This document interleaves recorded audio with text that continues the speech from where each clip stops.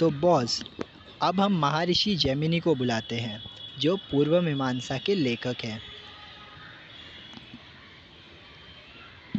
पूर्व मीमांसा यानी वेदांत का कर्मकांड, इसके रचयिता महर्षि जैमिनी ने पूर्व मीमांसा सूत्र लिखा था, जिसमें 12 अध्याय और 2745 सूत्र हैं। इसके ऊपर कमेंट्री शबर स्वामी ने लिखी थी 5th AD में, जिसको 2 अलग अलग ऑथर्स ने, कुमारी भट्ट और प्रभाकर मिश्र ने पढ़ के अपनी अपनी पुस्तकें लिखी। कुमारी भट्ट की श्लोका कार्तिका और तंत्रवर्तिका काफ़ी प्रसिद्ध है और प्रभाकर मिश्र की भाष्य।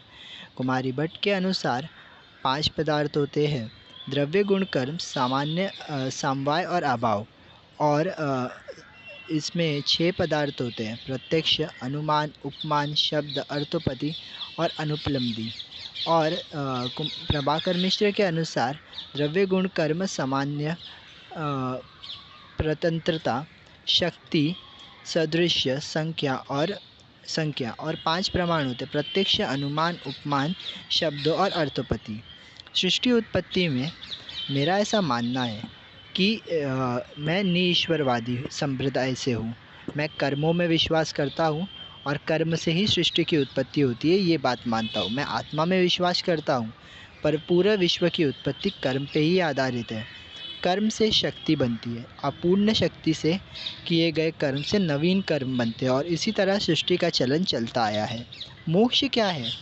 मोक्ष शरीर, इंद्रिय और विषयों के संबंध से बंधन में बन जाता है मनुष्य, और इस संबंध का ना होना ही मोक्ष है।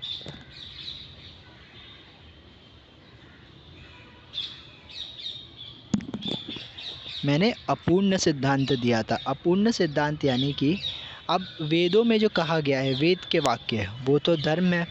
धर्म से हमको करना कर्म होता है, कर्म से मिलता है कर्म फल। पर अगर वो अपूर्ण रहा तो धर्म बना अपूर्ण। अपूर्ण धर्म यानी अधर्म। अधर्म आपको कर्म नियति में फंसा देगा। फिर आता है प्रामाण्यवाद।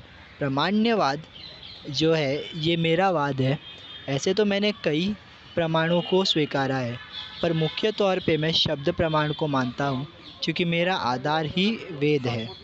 फिर इसके बाद में द्रव्य संख्या में मैं 11 मानता हूँ। 9 तो कारण द्रव्य, उसके अलावा शब्द। और जब मैं शब्द कहता हूँ तो वो आकाश महाभूत का शब्द नहीं, वेदों को कहता हूँ। वेद अपने आप में एक द्रव्य हैं और अंधकार। उसके अलावा सृष्टि और प्रलय के लिए मेरा मत है कि महासृष्टि और महाप्रलय और महाखंड सृष्टि और खंड प्रलय, ऐसे 2 भाग में विभाजित है। महासृष्टि और महाप्रलय तब बनती है जब परमाणु एक तरफ आते हैं, और परमाणु जब एक दूसरे से अलग हो जाते हैं तो महाप्रलय कहलाएगा। यानी किसी भी सृष्टि के रचने में परमाणु का मुख्य रूप से कार्य होता है। और खंड सृष्टि और खंड प्रलय, ये ऐसे समझ लो कि जैसे कोई कॉन्टिनेंटल शिफ्ट, अर्थक्वेक, भूकंप, बाढ़, ये सब आता है, तो यहाँ महाखंड प्रलय हुआ, और इसके बाद निर्मित जो सृष्टि होगी वो होगी खंड सृष्टि। इसके बाद में अब आयुर्वेद और हमारे बीच में भी कुछ सिमिलरिटीज़ और डिफरेंस है।